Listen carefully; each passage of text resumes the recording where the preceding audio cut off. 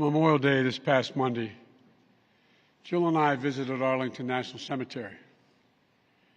As we entered those hallowed grounds, we saw rows and rows of crosses among the rows of headstones with other emblems of belief, honoring those who paid the ultimate price on battlefields around the world. The day before, we visited Uvalde, Texas. In front of Robb Elementary School, we stood before 21 crosses for 19 third and fourth graders and 2 teachers. On each cross, a name, and nearby, a photo of each victim that Jill and I reached out to touch. Innocent victims murdered in a classroom that had been turned into a killing field. Standing there in that small town, like so many other communities across America, I couldn't help but think there are too many other schools, too many other everyday places that have become killing fields, battlefields here in America. We stood at such a place just 12 days before, across from a grocery store in Buffalo, New York, memorializing 10 fellow Americans, a spouse, a parent, a grandparent, a sibling, gone forever. At both places, we spent hours with hundreds of family members who were broken, whose lives will never be the same. They had one message for all of us: do something. Just do something. For God's sake, do something. After Columbine, after Sandy Hook, after Charleston, after Orlando, after Las Vegas, after Parkland, nothing has been done. This time that can't be true. This time we must actually do something. The issue we face is one of conscience and common sense. For so many of you at home, I want to be very clear. This is not about taking away anyone's guns. It's not about vilifying gun owners. In fact, we believe we should be treating responsible gun owners as an example of how every gun owner should behave.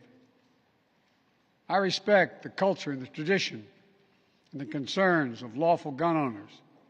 At the same time, the Second Amendment, like all other rights, is not absolute. It was Justice Scalia who wrote, and I quote, "Like most rights, the rights granted by the Second Amendment are not unlimited." Not unlimited. It never has been. There have always been limitations on what weapons you can own in America. For example, machine guns have been federally regulated for nearly 90 years, and this is still a free country. This isn't about taking away anyone's rights. It's about protecting children. It's about protecting families. It's about protecting whole communities. It's about protecting our freedom to go to school, to a grocery store, to a church, without being shot and killed. According to new data just released by the Center for Disease Control and Prevention, guns are the #1 killer of children in the United States of America. The #1 killer. More than car accidents, more than cancer. Over the last 2 decades, more school-age children have died from guns than on-duty police officers and active-duty military combined. Think about that. More kids than on-duty cops killed by guns. More kids than soldiers killed by guns. For God's sake, how much more carnage are we willing to accept? How many more innocent American lives must be taken before we say enough, enough? I know that we can't prevent every tragedy, but here's what I believe we have to do. Here's what the overwhelming majority of American people believe we must do. Here's what the families in Buffalo and Uvalde in Texas told us we must do. We need to ban assault weapons and high-capacity magazines. And if we can't ban assault weapons, then we should raise the age to purchase them from 18 to 21. Strengthen background checks. Enact safe storage law and red flag laws. Repeal the immunity that protects gun manufacturers from liability. Address the mental health crisis deepening the trauma of gun violence and as a consequence of that violence. These are rational, common sense measures. Here's what it all means. It all means this. We should reinstate the assault weapons ban on high-capacity magazines that we passed in 1994 with bipartisan support in Congress and the support of law enforcement.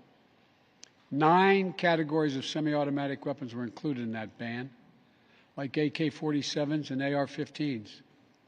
And in the 10 years it was law, mass shootings went down. But after Republicans let the law expire in 2004, and those weapons were allowed to be sold again, mass shootings tripled.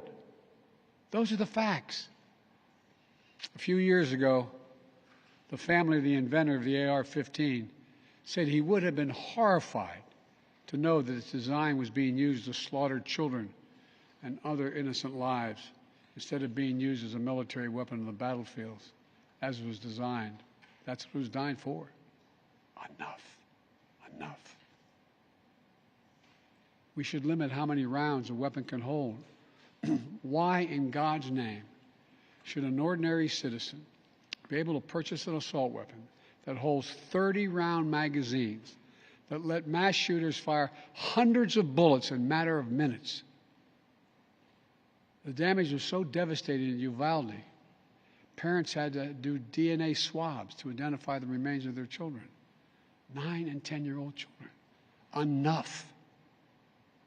We should expand background checks to keep guns out of the hands of felons, fugitives, and those under restraining orders.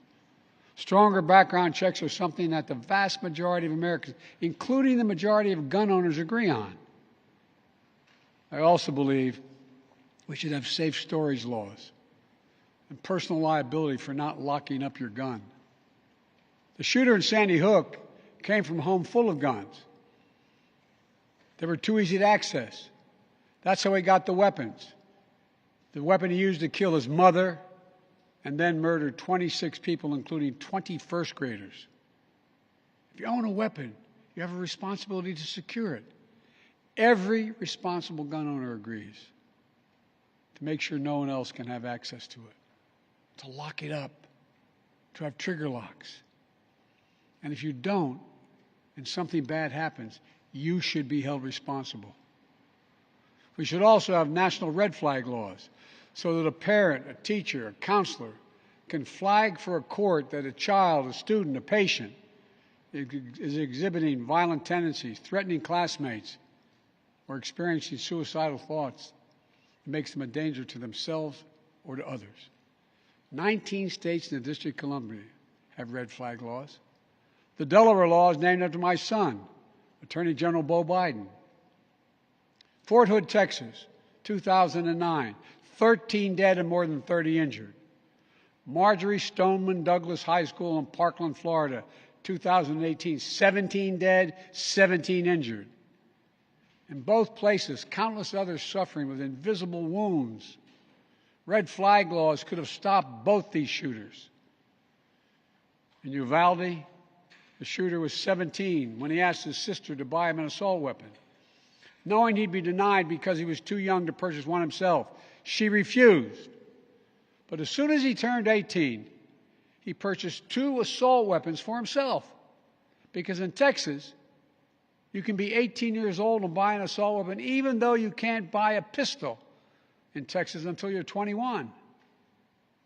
If we can't ban assault weapons, as we should, we must at least raise the age to be able to purchase one to 21.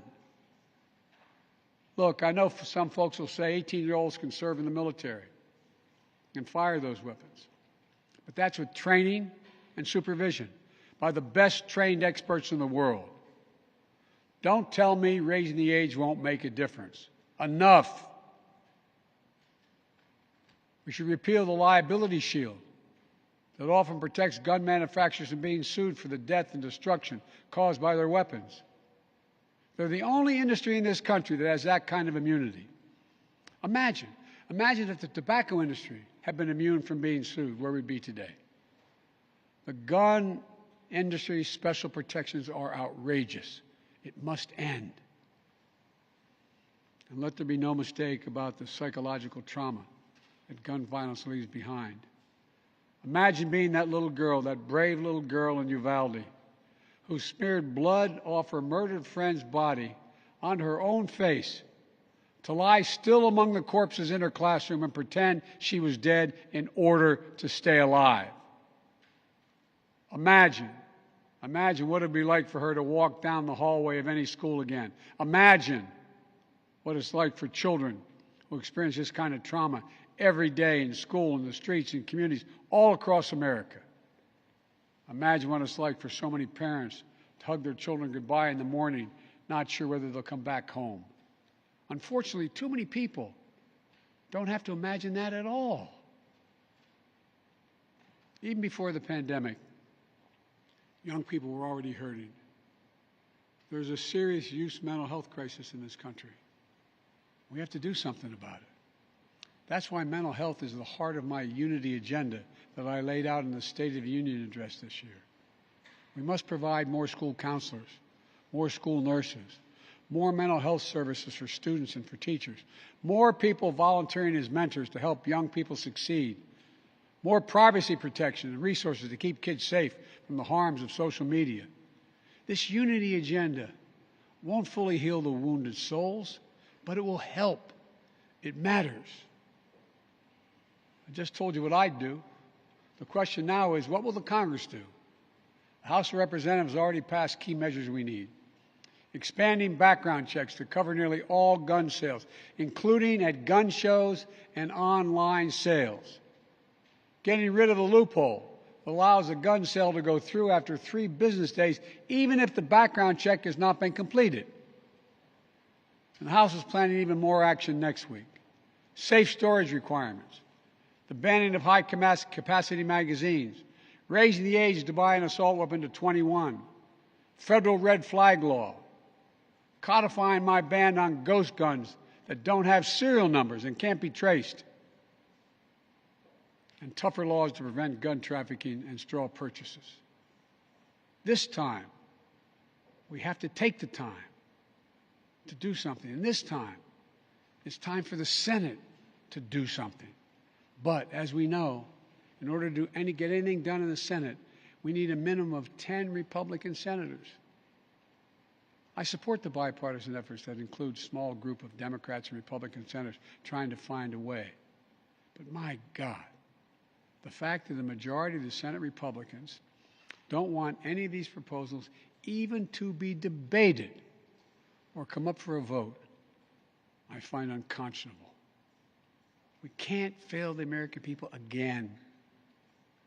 Since Uvalde, just over a week ago, there have been 20 other mass shootings in America, each with 4 or more people killed or injured, including yesterday at a hospital in Tulsa, Oklahoma. A shooter deliberately targeted a surgeon using an assault weapon he bought just a few hours before his rampage that left the surgeon, another doctor, a receptionist, and a patient dead and many more injured. That doesn't count the carnage we see every single day. It doesn't make the headlines. I've been in this fight for a long time. I know how hard it is, but I'll never give up. And if Congress fails, I believe this time a majority of the American people won't give up either. I believe the majority of you will act to turn your outrage into making this issue central to your vote. Enough, enough, enough. Over the next 17 days, the families in Uvalde will continue burying their dead. It will take that long in part because it's a town where everyone knows everyone. And day by day, they will honor each one they lost. Jill and I met with the owner and staff of the funeral home as being strong to take care of their own. And the people of Uvalde mourn as they do over the next 17 days. What will we be doing as a nation?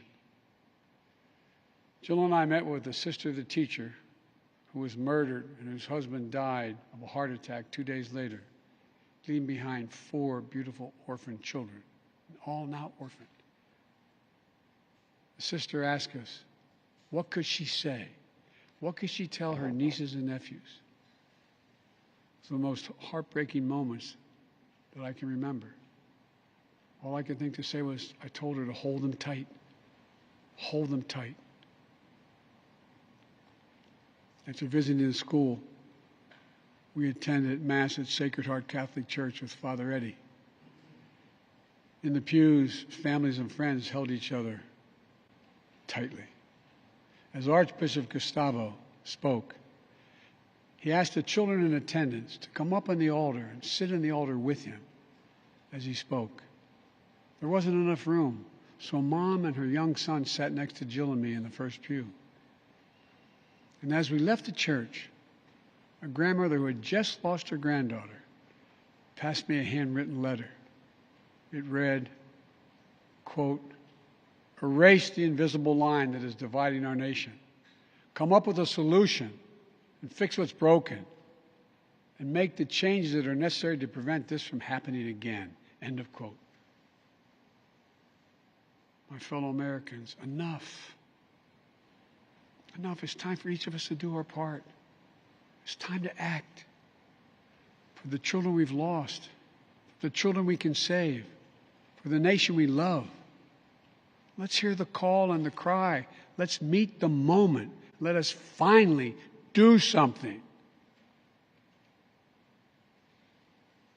God bless the families who are hurting.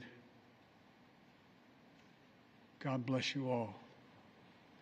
From a hymn based on the 91st Psalm sung in my church. May He raise you up on eagle's wings and bear you on the breath of dawn. Make you to shine like the sun and hold you in the palm of His hand. That's my prayer for all of you. God bless you.